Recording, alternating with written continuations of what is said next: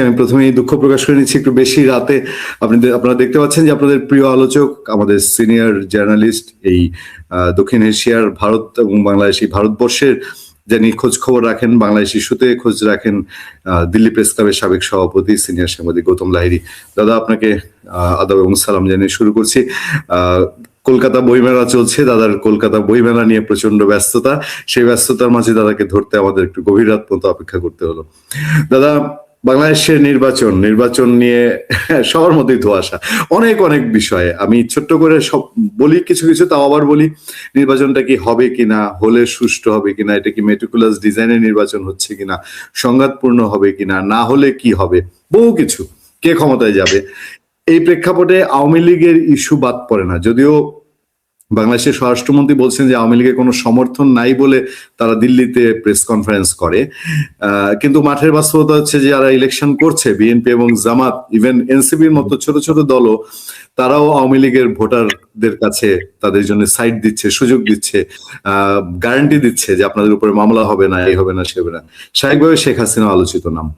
Sheikh Hasina interview দিচ্ছেন, একাধারে interview দিচ্ছেন এখনো। তার আমরা জানি সবশেষ তিনি জি নিউজ 24 ইন্টারভিউ দিয়েছেন। শেখ হাসিনা দেশে ফিরবেন কি ফিরবেন না সেটা নিয়ে কোনো কনফার্মেশন নাই, কিন্তু দেখছি যে নানান জায়গায় আলাপ উঠছে তিনি কি দেশে ফেরা কনফার্ম করেছেন এরকম কিছু। এবং সেটা কি বিএনপির সঙ্গে কোনো আলাপচারিতা চলছে, যে বিএনপির সঙ্গে তাদের কোনো একটা মিউচুয়াল হয়েছে, যে জামাতের সঙ্গে কোনোভাবেই না, বিএনপির সঙ্গে আন্ডারস্ট্যান্ডিং, সেরকম কিছু। এবং শেখ হাসিনা সবশেষ যে ইন্টারভিউ পদক্ষেপ, সেগুলো সম্পর্কে একটু আপনার কাছ থেকে জানতে চাই। ধন্যবাদ। নমস্কার। সত্যি সত্যি অনেক রাত হয়েছে এটা ঘটনা। আমি যেটা বলবো সেটা হচ্ছে যে বিএনপি এবং জামায়াত উভয় পক্ষই আওয়ামী লীগের যে ভোটার তাদের কাছে পৌঁছানোর চেষ্টা করছেন, এবং দুজনকেই তারা প্রলোভিত করার চেষ্টা করছেন যে তারা ভবিষ্যতে আওয়ামী লীগের স্বার্থ দেখবেন। ফলে আওয়ামী লীগ যেটা ফ্যাক্টর, এটা কিন্তু বিএনপি জামায়াত দুজনেই কিন্তু মেনে নিয়েছেন। দ্বিতীয়ত, সম্প্রতি যে সাদ্দাম বলে যে যুবক, তার যে মৃত তার পরিবার তার সঙ্গে দেখা করতে গেছিল, বাংলাদেশে ব্যাপক আলোচিত এবং সেই বিষয়টা আলোড়িত করেছে। এই প্রথম আমি দেখলাম বাংলাদেশের সংবাদ মাধ্যমে ছাত্রলীগ যেটা নিষিদ্ধ সেটা আলোচিত নাম। ফলে এইটা এই সুবিধাটা ইউনূস সরকারই করে দিয়েছে। এবং আপনি যেটা বলছেন যে ভবিষ্যতে, আমি ধরেই যদি নিই, আমি যেটা জানি না এখনো পর্যন্ত, আমি শুনেছি অসমর্থিত সূত্রে যে ব্যালটটা, তো ব্যালট পেপার যেটা ছাপানো হয়েছে, সেই ব্যালট পেপারটায় প্রথমার্ধে আছে যে জুলাই সনদের সমর্থনের পক্ষে হ্যাঁ বা না, এবং তার দ্বিতীয়ার্ধে আছে, একই ব্যালটের দ্বিতীয়ার্ধে আছে বিভিন্ন প্রার্থীদের প্রতীক এবং তাদের ভোট দেওয়া। ফলে জুলাই সনদে যারা ভোট দিতে আসবেন, যদি ওই ব্যালটটা সত্যি হয়ে থাকে, তাহলে তাদেরকে ওই নির্বাচনে তাদেরকে ওই ভোটটাও দিতে হবে। আর কিন্তু অতীতে আমরা জানি বাংলাদেশের ইতিহাস, সেটা হচ্ছে যে রেফারেন্ডাম যখনই হয়েছে, রেফারেন্ডামটা ম্যানিপুলেটেড হয়েছে। এবং তার মধ্যে একটি রেফারেন্ডাম আমি জানি, এরশাদ যখন রেফারেন্ডাম করেন তিনিও ভোট পেয়েছিলেন 90% উপরে। সেটা টাইম ম্যাগাজিন বলেছিল যে আসলে 20% মানুষ ভোট দিয়েছে, ফলে এই ভোটটা ভুয়া ভোট। এবারেও ইউনূসের একমাত্র লক্ষ্য জুলাই সনদকে পাস করানো। এবং আমি যেটা দেখলাম, একটা অ্যানালিসিস চলছে, আমি আরেকটু তথ্য নিয়ে আরেকটু স্পষ্টভাবে বলতে পারি। জুলাই সনদ পাস হওয়ার অর্থ হচ্ছে সম্ভবত 9 থেকে 10 মাস এই সরকারের কোনো পরিবর্তন হচ্ছে না, এবং 9 থেকে 10 মাস, যে কারণে আপনাদের শফিউল আলম প্রেস সচিব বলেছেন মার্চ মাসে তিনি জাপান সফর করলেন। ইউনূস সরকারকে দেখে কখনো মনে হয়েছে যে তারা বিদায়ী সরকার? ইউনূস সরকারকে দেখে কখনো মনে হয়েছে যে তারা কেয়ারটেকার সরকার? ইউনূস সরকার নীতিগত সিদ্ধান্ত নিচ্ছেন সমস্ত বিষয়, প্রতিরক্ষা থেকে শুরু করে যাবতীয় বিষয়। ফলে জুলাই সনদ যদি হ্যাঁ পাস হয়, তাহলে সরকার গঠন সঙ্গে সঙ্গে হবে কি হবে না, এই নিয়ে একটা সংশয় বা প্রশ্ন কিন্তু আছে।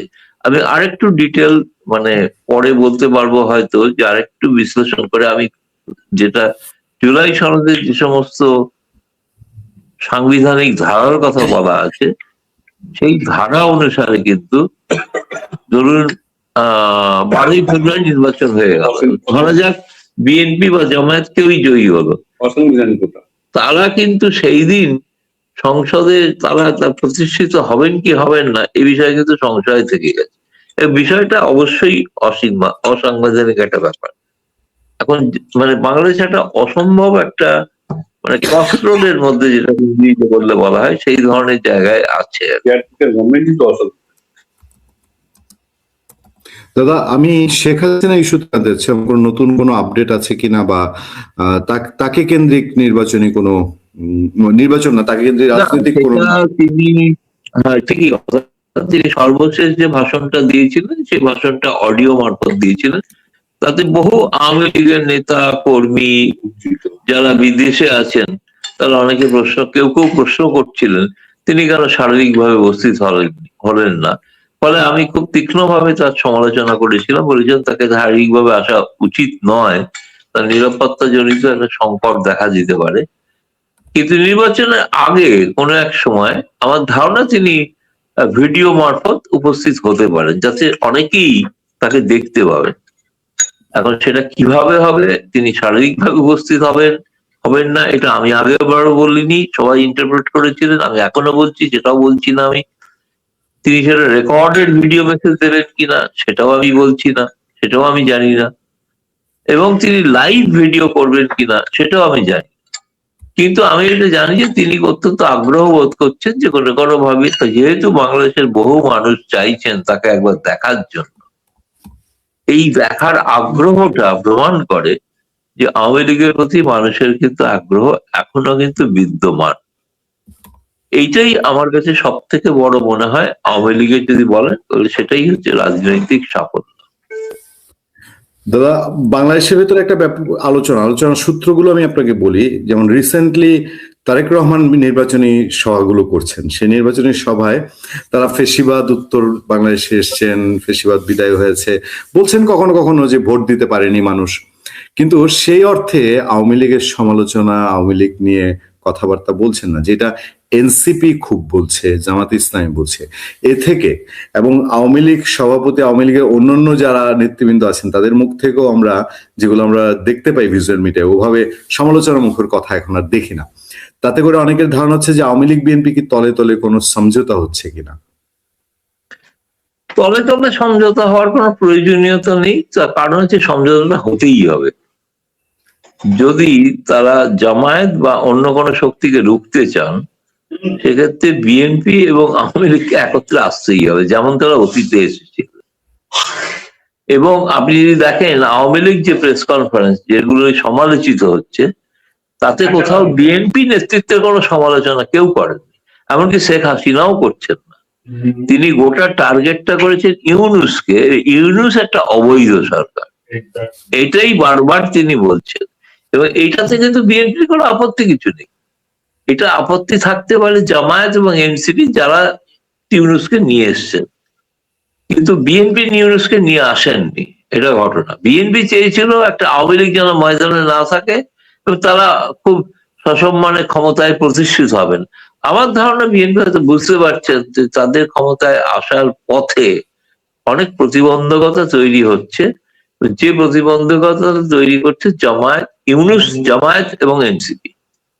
ফলে সেই কারণেই কিন্তু এই মুহূর্তে আপনি লক্ষ্য করে দেখবেন না আওয়ামী লীগ, না জামায়াত, না বিএনপি কেউই পরস্পরের সমালোচনাটা কম করছেন না, রাদার অনেকটা আমি বলবো যে কমিয়ে দিয়েছেন সমালোচনাটা। এটা ভবিষ্যতে কোনো রাজনৈতিক ইঙ্গিত দিচ্ছে কিনা আমি নিশ্চিত নই, কিন্তু এটা ঘটনা একটা ইঙ্গিত দিচ্ছে বলে বলা যেতে পারে পর্যালোচনার দিক থেকে। দাদা, আপনার চোখে কি বাংলাদেশে আমরা যখন আলাপ করি মাঠে ময়দানে, আমরা প্রচুর ফিল্ডে কাজ করি, ঘুরি, অনেক এই প্রশ্নটা উঠে যে নির্বাচনটা কি মেটিকুলাস ডিজাইনে হচ্ছে কিনা।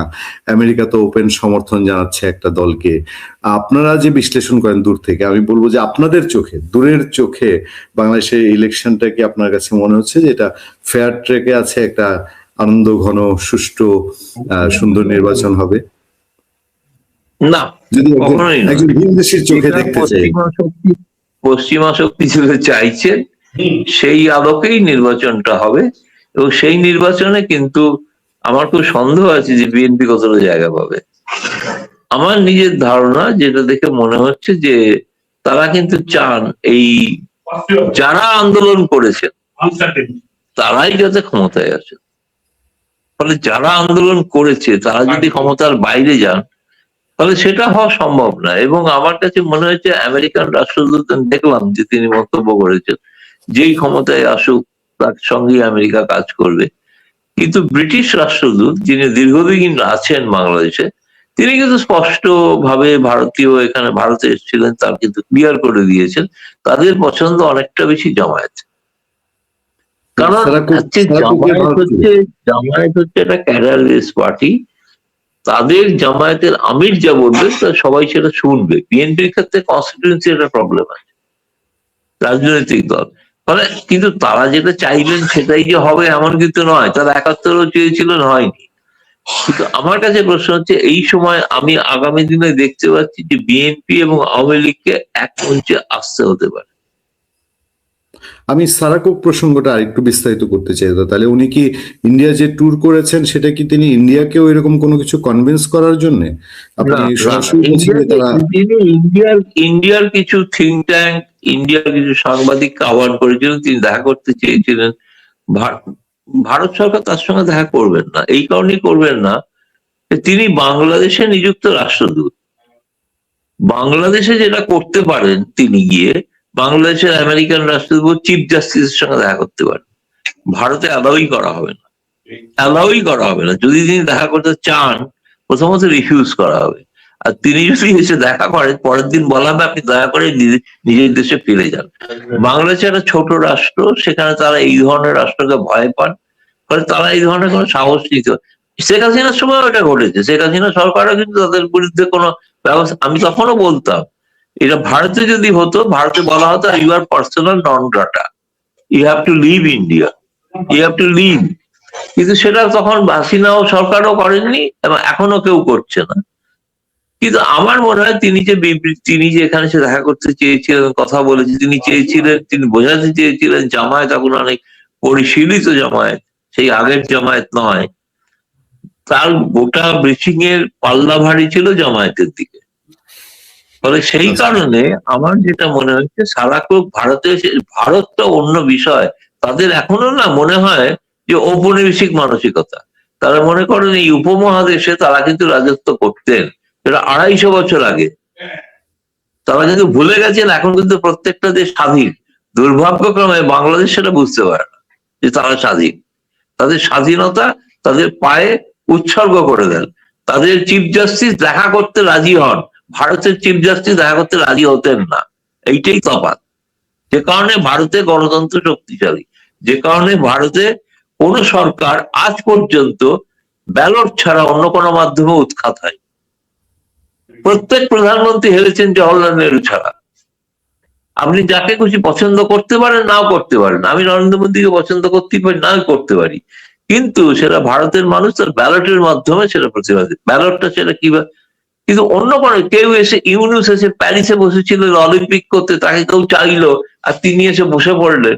তিনি অবশ্য মেটিকুলার ডিজাইনটা তিনি ভুল বলেছেন, মেটিকুলার ডিজাইনটা তার, তিনি নিজে করেন, তিনি শপথ, এই জন্য তাকে স্যালুট জানায়, তিনি শপথ, এই বিষয়ে কোনো সন্দেহ নেই। তিনি শপথ এবং সেটা আমেরিকার সাহায্য করেছেন। দাদা, আপনার বিশ্লেষণ এবং তথ্য অবশ্যই খুবই গুরুত্বের সাথে নিতে হয় আমাদেরকে। আপনি যেটা বলছেন এটা যদি হয়, বাংলাদেশে দুইটা পড়ার শক্তি, এবং তারা আমেরিকা বাংলাদেশে অনেক বেশি শক্তিশালী এখন, এবং তারা একটা গভর্নমেন্ট চেঞ্জ করেছে, তাদের প্রচুর ইনভেস্টমেন্ট, আরো অনেক কিছু পেতে যাচ্ছে। সেই শক্তিটা যদি চায়, সাথে যদি ব্রিটেন যুক্ত হয়, তাহলে যেটা ধারণা ছিল ৫ আগস্টের পরে বিএনপির জয় জয়কার, আপনি বলেছেনও যে বিএনপির জন্য এত সহজ হবে না, তাহলে তো একরকম বলা যায় যে পরাশক্তিরা সারা ওয়ার্ল্ডেই তো তারা খেলা করছে। এটার কি প্রতিফলন আসতে পারে? তারা তো চেষ্টা করছে, তারা তো খেলা করছেই, তারা তো খেলা করছে। যেখানে অনেক খনিজ সম্পদ, যেখানে যে সমস্ত জায়গায় অত্যন্ত বেশি, সেই জায়গায় এই পশ্চিমা শক্তিগুলো দখল করার একটা চেষ্টা করে এবং সেখানে তাদের পছন্দের সরকার বসানোর চেষ্টা করে, যাতে তাদের স্বার্থ যাতে রূপায়িত হয়, বাস্তবায়িত হয়। ফলে সেই চেষ্টাটা বাংলাদেশে করছে না। বাংলাদেশের মধ্যে ছোট রাষ্ট্র, তাদের খুব সহজভাবে বোঝানো যায়, ভুল বোঝানো যায়। এই ছোট, আপনি যদি লক্ষ্য করে দেখেন সারা পৃথিবীতে ছোট রাষ্ট্রের ক্ষেত্রেই কিন্তু এই পশ্চিমা শক্তিগুলো সফল। ভারতের ক্ষেত্রে কিন্তু কোনোদিন সফল হতে পারবে কিনা আমার সন্দেহ আছে। সফল হবে না, কিন্তু বাংলাদেশে সফল হবে, নেপালে সফল হতে পারেন, শ্রীলঙ্কায় সফল হতে পারেন, আফগানিস্তানে সফল হতে পারেন, কিন্তু কখনোই ভারতে সফল হওয়া সম্ভব না। ভারতের কাছে ভারতের গণতান্ত্রিক প্রতিষ্ঠানগুলোর শিকড় এত মজবুত যে খুব সহজে এটাকে কিন্তু উৎখাত করা সম্ভব নয়, যেটা অন্য দেশে সম্ভব। ফলে আপনি যেটা বললেন আমি আপনার সঙ্গে একমত যে এটা ঘটনা যে তারা বাংলাদেশকে তাদের স্বার্থ অনুযায়ী চলতে তারা দিতে চান, যে একটা পুতুল সরকার চান, সেটা ঘটনা। তার নির্বাচনের মাধ্যমেও একটা তথাকথিত সকট নির্বাচন, তার মাধ্যমে একটা পুতুল সরকার চান। দাদা, আমি আরেকটা প্রসঙ্গে যেতে চাই। আমরা যখন এই এই বিষয়টা পরিষ্কার যে আমেরিকা এবং ইংল্যান্ড তারা হচ্ছে জামাত ইসলামীকে চায়, অনেকটাই পরিষ্কার। ওয়াশিংটন পোস্ট এটা একদম চোখে আয়না মানে একদম খুলে দেখিয়ে দিয়েছে। সেই ক্ষেত্রে আমরা এটাও জানি যে ভারত জামাত ইসলামের সঙ্গে কমফোর্টেবল না, তারা তুলনামূলক এখন এই দুইয়ের মধ্যে বিএনপির সঙ্গে কমফোর্টেবল। তাহলে আমরা বলছি যে এই আলামতগুলো কি ভারত বনাম আমেরিকা, বাংলাদেশ ব্যাটেল ফিল্ড যদি ধরি, এটা একটা মৌন যুদ্ধ চলছে এরকম? তা হতেই পারে। আপনি দেখবেন আজকেই তো ভারতে ইউরোপিয়ান ইউনিয়নের সঙ্গে চুক্তি হয়েছে, তার সঙ্গে মুক্ত বাণিজ্য চুক্তি হয়েছে, ঘোষণা করা হয়েছে, এবং সিকিউরিটি সংক্রান্ত চুক্তি হয়েছে। ফলে ইউরোপ তারাও কিন্তু ব্যতিব্যস্ত আমেরিকা ট্রাম্পের খামখেয়ালি বলার নিয়ে। ফলে তারাও কিন্তু ভারতের সঙ্গে সম্পর্ক রাখছেন, এবং সম্পর্ক যেটা আজকে হয়েছে ইউরোপিয়ান ইউনিয়ন ইউরোপিয়ান কাউন্সিল তাদের বৈঠকে, সেইগুলো আজকে ঘোষণাও হয়েছে। আপনি যেটা বলছেন যে আমেরিকা চায় অনেক কিছু করতে, আমেরিকা সবসময় যে সফল হয় তা কিন্তু নয়। সফল ৭১-এও হয়নি, সফল আজ হবে বলেও মনে হয়। তাই আপনি সেরকমই মনে করছেন যে তাহলে কি ভারতও কোনো আমি ভূমিকা রাখছে নিশ্চিত, আমি বলবো? নিশ্চিত শুধু ভারতীয় নয়, আমি মনে করি বাংলাদেশের মানুষ অনেক প্রজ্ঞা, এবং তাদের প্রজ্ঞা এবং বুদ্ধি অনেক বেশি রয়েছে। তারা জানেন তাদের ভালো মন্দ, তাদেরকে ভুল বোঝানো হতে পারে, কণ্ঠরোধ করা হতে পারে, কিন্তু একদিন না একদিন তারা কিন্তু এর বিরুদ্ধে রুখে দাঁড়াবে। সেই দিন ভারত তাহলে তার পাশে থাকে, এই বিষয়ে কোনো আমরা সন্দেহ কি নেই। এমন বলবো যে এক সময় শেখ হাসিনা সরকার, আওয়ামী লীগ সরকার, তারা ভারতের যেই শেল্টারটা পেয়েছে, ভারতের কাছে যে প্রশ্রয়টা পেয়েছে, 14 নির্বাচন, 18 নির্বাচন, না 24 কিন্তু নির্বাচন, এবার বিএনপি সেটা ইউনূসের দেখতে যাচ্ছে। মতো, না ইউনূসের মতো শেখ হাসিনা সরকারকে প্রতিষ্ঠিত করে দেওয়া হবে না, সেটা ভারতের লক্ষ্য নয়। ভারত চাইছে একটা গণতান্ত্রিক নির্বাচনের মাধ্যমেই কি হোক। দুর্ভাগ্যজনক ভাবে বিএনপি পিছিয়ে পড়ছে ক্রমশ, এটা আমাদের আমরা দেখতে পাচ্ছি, এবং দেখতে পাচ্ছি যে উগ্রবাদী দক্ষিণপন্থী শক্তি আরো বেশি শক্তিশালী হচ্ছে। এখন এক সময় বলা হতো যে এখন আওয়ামী লীগ ময়দানে নেই, যেটা জয়শঙ্কর বলেছেন যে কমন সেন্সের মাধ্যমে দেখতে হবে বাংলাদেশকে। কমন সেন্স হচ্ছে বিএনপি হচ্ছে প্রধান রাজনৈতিক দল। ফলে একটা রাজনৈতিক দল ক্ষমতায় আসাটা অনেক বেশি ভারতের পক্ষে গ্রহণযোগ্য। আমি জানি না শেষ পর্যন্ত কি হবে। আমরা মনে করছি যে একটা অনিশ্চিত পরিবেশের মধ্যে বাংলাদেশ রয়েছে। কোনোটাই কিন্তু, বাংলাদেশ এমন একটা রাষ্ট্র যেখানে 2-এর সঙ্গে 2 যোগ করলে 4 হয় না, 0 হয় অথবা 6 হয়, 4 কখনোই হয় না, এমন একটা রাষ্ট্র। ফলে এই ব্যাপারে প্রেডিক্ট করাটা খুব ডিফিকাল্ট, খুবই ডিফিকাল্ট। সবশেষ দাদা আপনার দৃষ্টি আকর্ষণ করব, বাংলাদেশে একটি ভারতের অর্থনৈতিক জোন হওয়ার কথা ছিল চট্টগ্রামের কাছে মিরসরাই, সেটা এই চুক্তিটা ইউনূস সরকার সেটা ক্যান্সেল করেছে, চুক্তি বাতিল করেছে। এবং তারা আমি একই সঙ্গে দুইটা ইস্যু টানছি, এবং সেখানে অন্য একটি বাংলাদেশের মানে আর্মস ম্যানুফ্যাকচার এই টাইপের একটা জোন হবে। কিভাবে আদানি চুক্তি নিয়ে কথা এসছে, আদানি বিদ্যুৎ চুক্তি, যে বছর 6,000 কোটি টাকা লস হয়, সেটা সালিসি বৈঠক টৈঠক করে এটা বাতিল করা যায় কিনা, এবং এটা করলে পরে কি ধরনের এফেক্ট হবে, সেগুলো গভর্নমেন্টের লোকজন বলছেন। এই দুইটা বিষয় আপনি কিভাবে দেখেন? না, প্রথম কথা আমি বলবো আদানি বিদ্যুৎ তারা বাতিল করতেই পারেন, সেটা কোনো তাদের সার্বভৌম অধিকার আছে। কিন্তু পয়েন্ট হচ্ছে যে তার ফলে কি আপনি পূর্ণিয়া এই আজকে রাত্রে যে শো করছেন এটা করতে পারবেন? বাংলাদেশ তো বিদ্যুৎ উদ্বৃত্ত কোনো রাষ্ট্র নয়, বিদ্যুৎ সেখানে হচ্ছে ডেফিসিট একটা রাষ্ট্র।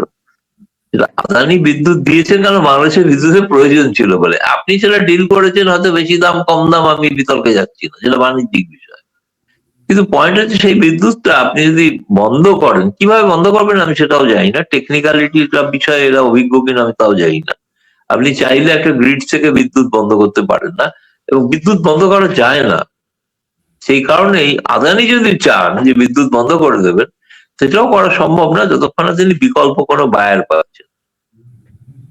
ফলে বিদ্যুৎটা চলতেই থাকবে, তারা তাদের প্রাপ্য মাসুল দিক বা না দিক। কিন্তু এইগুলো হচ্ছে ভোটের আগে একটা প্রচার, আর কিছু নয়, বাবের ঘরে চুরি। এবং কোনো সম্ভবই নয় এই সমস্ত আজে বাজে কথা। বাংলাদেশের মানুষকে তারা বিভ্রান্ত করছেন, ভুল বোঝাচ্ছেন, আর বাংলাদেশের মানুষ ভুল বুঝছেন। আদানির বিদ্যুৎ বন্ধ হয়ে গেলে কাল থেকে তো আর কোনো, মানে অনেক জায়গাতেই বাংলাদেশের যে বিদ্যুৎ ডেফিসিট, বাংলাদেশের যে নিজস্ব কোনো পাওয়ার প্ল্যান্ট আছে সেগুলো খুবই সামান্য, ছোটখাটো তারা বিদ্যুৎ করে, সবটাই তো ভারত থেকে দেওয়া 1200 মেগাওয়াট, তাই না? তো 1200 মেগাওয়াট বিদ্যুৎ পেয়ে ভারত বিরোধী কথা বলেন, সেটা অন্য বিষয়। যাই হোক, সেটা বলেন বলুন, সেটা আমরা জানি যে সেগুলো কোনো বিষয় নয়। কিন্তু আপনি যেটা বাকি প্রশ্নটা করলেন, যে সেটা হচ্ছে যে সরি, আপনি যদি আরেকবার রিপিট করুন। ইকোনমিক জোন ভারতের ওই যে আর্থিক না, আপনি শেখ হাসিনার সময় থাকাকালীনও শেখ হাসিনা যে এসিজেড তৈরি করেছিলেন, তাতেও কিন্তু অনেক ভারতীয় উদ্যোগপতিরা কেউ কিন্তু যাননি, শেখ হাসিনার সময়ও যাননি। তার একটা বড় কারণ ছিল যে শেখ হাসিনার সরকারের সময়ের সঙ্গে যে ফ্রি ট্রেড এগ্রিমেন্ট যেটা হওয়ার কথা, সেই এগ্রিমেন্টটা হয়নি। এগ্রিমেন্টটা আলোচনা শুরু হয়েছে। ওই এগ্রিমেন্টটা না হলে কোনো ভারতীয় পুঁজিপতির পক্ষে লগ্নি করাটা সম্ভব না। কারণ তাকে একটা নিশ্চয়তা পেতে হবে তো, যে পুঁজিপতি লগ্নি করবেন, সেই লগ্নির তিনি মুনাফা কি পাবেন। এবং সেই বিষয়টা ওই ফ্রি ট্রেড এগ্রিমেন্ট যেটা হওয়ার কথা ছিল, যেটাকে বলা হতো কম্প্রিহেন্সিভ ইকোনমিক পার্টনারশিপ এগ্রিমেন্ট, এই কম্প্রিহেন্সিভ ইকোনমিক পার্টনারশিপ এগ্রিমেন্ট আমাদের হিসাব ছিল বাংলাদেশের সেক্ষেত্রে কিন্তু ট্রেড ডেফিসিট ভারতের সঙ্গে অনেক কমে যেত, 200% ট্রেড কিন্তু বেড়ে যেত।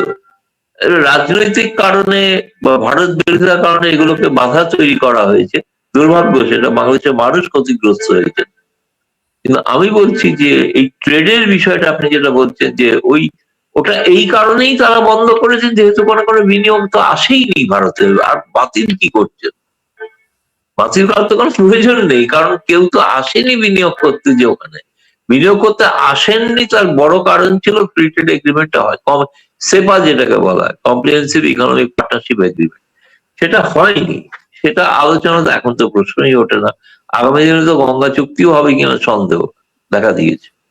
বর্তমান অন্তর্বর্তীকালীন সরকারের একের পর এক নাটক দেখার পর আবারও সেই পুরানা ডায়লগটা দিতেই হচ্ছে আমাকে, নাটক কম করো প্রিয়, নাটক কম করো আসিফ নজরুল, নাটক কম করো সুদখোর ইউনুস। আজকে বাগেরহাট ছাত্রলীগের সেই আলোচিত ছাত্র নেতা সাদ্দামের জামিন হয়েছে। যার স্ত্রী এবং সন্তানের দাফন করতে পারে নাই, এখন নাটক করে মানবিক দিক বিবেচনা করে তাকে জামিন দেওয়া হয়েছে। এখন জামিন দিয়ে সাদ্দাম কি করবে? যখন তার স্ত্রী পুত্র মারা গেল, তাদের জানাজায় অংশ নিতে পারলো না, তার পুত্রকে ছুঁয়ে দেখতে পারলো না, তখন মানবিকতা কোথায় ছিল? তখন মানবিক দৃষ্টিকোণ কোথায় ছিল? চমৎকার নাটক। কি নাটক বর্তমান অন্তর্বর্তীকালীন সরকার, অবৈধ সরকার, যেই নাটকের সূত্রপাত আপনারা ঘটালেন, যেই নাটকের ধারা আপনারা সৃষ্টি করে গেলেন, সেই নাটক অদূর ভবিষ্যতে আপনাদের পরিবারের উপর যদি বর্তায়, তখন কান্নাকাটি করবেন না। মানবিকতা, মহানুভবতা, মানবাধিকার এইসব গল্প তখন আর বাংলাদেশের মানুষ বুঝবে না, খাবে না, বুঝার চেষ্টাও করবে না। এইটুক নিশ্চয়তা আমি আপনাদেরকে দিতেই পারি। সাদ্দামকে জামিন দিয়েছে কেন? সাদ্দাম কারাগারের অন্ধকার প্রকোষ্ঠে আত্মহত্যা করত, মারা যেত, সেই ভয়ে সাদ্দামকে জামিনে মুক্ত করে দেওয়া হয়েছে। এই সাদ্দাম এখন জামিনে মুক্ত হয়ে কি করবে? সাদ্দামের কি করার আছে? কি করবে বলেন? তার স্ত্রী নাই, তার সন্তান নাই, সে এখন একটা জীবন্ত লাশ। এই সাদ্দামের তো মুক্তির প্রয়োজন ছিল না। সাদ্দামের মুক্তি একটা নাটক। ইস্যুগুলাকে ভিন্ন খাতে প্রবাহিত করার জন্য এই নাটকগুলা বর্তমান অন্তর্বর্তীকালীন সরকার একের পর এক করে যাচ্ছে এবং করবে। অন্য প্রসঙ্গে আসি। বাংলাদেশ জাতীয়তাবাদী দল বিএনপি, বিএনপি পড়েছে মাইনকার চিপায়। মাইনকার চিপায় পড়ার পর বিএনপির নেতাদের মুখ থেকে এখন বিভিন্ন ধরনের সুন্দর সুন্দর বাণী আমরা শুনতে পাচ্ছি। আজকে মির্জা ফখরুল বলেছে ঠাকুরগাঁও একটা নির্বাচনী জনসংযোগের সময় শেখ হাসিনা আমাদেরকে বিপদে ফেলে চলে গেছে, তিনি থাকলে বাংলাদেশে একটা গণতান্ত্রিক ব্যবস্থা থাকতো, কিংবা বাংলাদেশ একটা গণতান্ত্রিক ব্যবস্থার মধ্য দিয়ে পরিচালিত হতো। কেন ফখরুল সাহেব 3 আগস্টের কথা আপনারা ভুলে গেলেন? 3 আগস্ট আপনাদেরকে বলা হয়েছিল নতুন সরকার গঠন হবে, সেই সরকারের অংশ হবে বিএনপি, পরবর্তীতে বাংলাদেশে একটা নির্বাচন হবে। আপনারা সেটা করেন নাই, আপনারা জঙ্গি উত্থানের পথে এগিয়ে গেছেন, আপনারা জঙ্গিদের কথায় আগ বাড়িয়েছেন, আপনারা জঙ্গিদের ফাঁদে পা দিয়ে নিজেদের সর্বনাশ ডেকে এনেছেন। 5 আগস্টের পর আমরা বলেছিলাম বাংলাদেশে -2 অ্যাপ্লাই করা হচ্ছে, যদিও -2 সেভাবে অ্যাপ্লাই করা হবে না, নতুন মেটিকুলাস ডিজাইনের মধ্য দিয়ে হবে। আওয়ামী লীগকে তাড়ানো হয়েছে, এখন বিএনপি কে ভোটের মধ্য দিয়ে পরাজিত করে সেই ইলেকশন হবে। অবশ্যই বুঝতে পারছেন তো কি ধরনের ইলেকশন হবে। ভোটের মধ্য দিয়ে বিএনপি কে কুণ্ঠাসা করে বিএনপির গলায় চাপ দিয়ে ধরা হবে, এইটুক নিশ্চিত থাকেন আপনার। এবং মির্জা ফখরুল্লাহ কিন্তু সেটা বুঝতে পারছে, জামাত যে ইলেকশন কিভাবে 2 নাম্বারি করবে, জামাত কিভাবে সবকিছু নিয়ন্ত্রণে নিয়ে ফেলেছে, এটা ফখরুল সাহেবরা বুঝে গেছে। এখন 71-এর অপরাধী, এখন 71-এর রাজাকারের দল এ ধরনের বিভিন্ন কথা বলে জামাতকে হেয় প্রতিপন্ন করার চেষ্টা করছে। আমি বলবো এক কথা, তারা হেয় করছে, কারণ এই ফখরুল রায় জামাতকে কুলে বসিয়ে রেখেছিল, এই ফখরুল রায় জামাতকে বাঁচিয়ে রেখেছে, এই ফখরুল রায় জামাতকে অর্থনৈতিকভাবে স্বাবলম্বী করেছে। এখানে আওয়ামী লীগের একটা বিশেষ দায় ছিল, আমি সেটা অস্বীকার করছি না, কিন্তু বৃহৎ দায় ছিল এই ফখরুলের মতো অসংখ্য নেতার, যারা জামাতকে লালন পালন করেছে দীর্ঘ অনেক বছর, যারা 49 বছর সংসার জীবন পার করেছে জামাতের সাথে। এখন যখন ক্ষমতার ভাগ বাটোয়ারা নিয়ে দ্বন্দ্ব লেগেছে, তখন জামাতকে গালি দিচ্ছে। জামাত 71-এর পরাজিত শক্তি, জামাত বাংলাদেশকে বিশ্বাস করে না, জামাত বাংলাদেশের স্বাধীনতা সার্বভৌমত্বকে অস্বীকার করে। তাহলে এত বছর কোথায় ছিলেন ফখরুল সাহেব? এখন বুঝতে পারছেন জামাত আপনাদেরকে গিলে খাবার জন্য সবকিছু সম্পন্ন করে ফেলেছে, তখন আপনারা বুঝতে পারছেন আওয়ামী লীগ থাকলে একটা গণতান্ত্রিক চর্চা অব্যাহত থাকতো, আওয়ামী লীগ থাকলে একটা গণতান্ত্রিক প্রক্রিয়া বাংলাদেশে চলমান থাকতো, যেটা এই মুহূর্তে নাই। এখন কেমন লাগে ফখরুল সাহেব? ফখরুল সাহেব, আপনি বলেছিলেন আওয়ামী লীগ নিষিদ্ধ হোক, এটা আমরা চাই না, সরকারি প্রজ্ঞাপনের মধ্য দিয়ে কোনো রাজনৈতিক দলকে নিষিদ্ধ করা হবে, এটা কোনোভাবে গণতন্ত্রের লক্ষণ হতে পারে না। কিন্তু পরবর্তীতে যখন আওয়ামী লীগকে স্থগিত করে দেওয়া হলো তাদের নিবন্ধন, তখন আপনি বলেছিলেন, আমরা বারবার বলেছি সরকারকে যাতে আওয়ামী লীগকে নিষিদ্ধ করে। 2 নাম্বারি কথাবার্তায় আপনি সবার সেরা। ফখরুল সাহেব, আমি একটা ভবিষ্যৎবাণী করি, আপনি বলেছেন আজকে এটা আপনার জীবনের শেষ নির্বাচন, আপনি আপনার জীবনের শেষ নির্বাচনে গোহারা হারবেন ঠাকুরগাঁও থেকে, মাথায় রাখবেন। এমনকি আপনার প্রিয় নেতা তারেক রহমান ঢাকা 17 আসন থেকে গোহারা হারবে, মির্জা আব্বাস ঢাকা 6 আসনে হারবে, মিলিয়ে নেবেন আপনারা। জামাত আপনাদেরকে মেটিকুলাসলি খেলে দেবে, যদি বুঝতে পারেন তবে ভালো, কিন্তু বুঝেও তো লাভ নেই। আপনারা তো একটা নির্বাচন চান, শুধুমাত্র যেভাবেই হোক একটা নির্বাচন, তারপর ক্ষমতার সেই লাড্ডু খাবেন, খেয়ে সেই লাড্ডু হজম করতে পারবেন কদিনের জন্য, এটা কি একবারও ভাবেন নাই? এই মেটিকুলাস নির্বাচনের মধ্য দিয়ে বাংলাদেশের সরকার গঠন করা হলে সেই সরকার আদতে আন্তর্জাতিক পরিমণ্ডলে গ্রহণযোগ্য হবে কিনা, কিংবা সেই সরকারের মাধ্যমে আপনারা কদিন ক্ষমতার মসনদে টিকে থাকতে পারবেন, এইটা একবারও ভাবেন নাই? যদি না ভেবে থাকেন দ্রুত ভাবার চেষ্টা করেন। একটা মূর্খের সাথে আপনাদের পরিচয় করে দিতে চাই। এই মূর্খ বলতেছে কুমিল্লাতে নতুন করে ইপিজেড করতে চায়, অথচ 2000 সাল থেকে কুমিল্লাতে ইপিজেড আছে এবং সেখানে প্রায় 50,000 মানুষ কর্মরত আছে। দেখেন এই মূর্খ নাকি হবে বাংলাদেশের প্রধানমন্ত্রী। এখানে অনেক তরুণ যুবক আছে, যুবক আছে, এখানে অনেক আছে বেকার, আছে না? এদের জন্য চট্টগ্রামে অনেকেই হয়তো গিয়েছেন, আপনারা জানেন চট্টগ্রামে ইপিজেড আছে না? আমরা আস্তে আস্তে কুমিল্লায় এই ইপিজেড আস্তে আস্তে একটা করে ইপিজেড আমরা কুমিল্লাতেও করতে চাই, যেন এই এলাকার মানুষরা যাতে, এই এলাকার ছেলেরা মেয়েরা যাতে এই কর্মসংস্থানের ব্যবস্থা হয়। যাই হোক, ভালো থাকবেন।